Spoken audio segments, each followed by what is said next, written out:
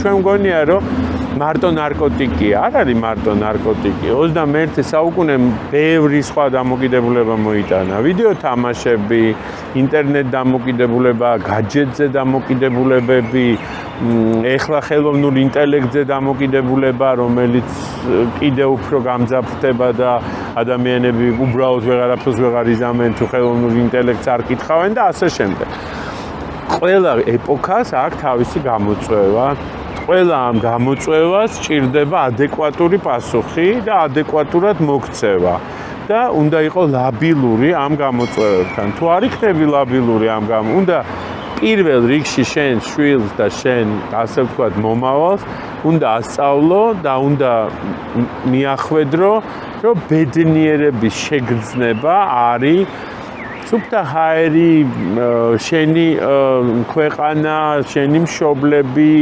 შენი სწავლა, შენი განათლება და ესე შემდეგ და ასე შემდეგ. ეს არის ბედნიერება.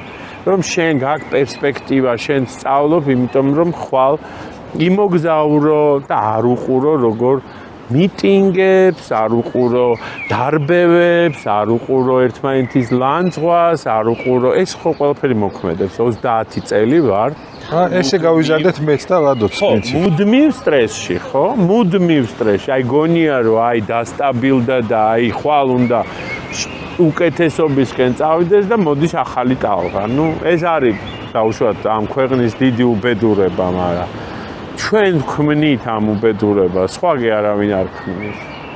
არავის არ მოაქვს ეს გარედან. ჩვენ ვქმნით ამ უბედურებას.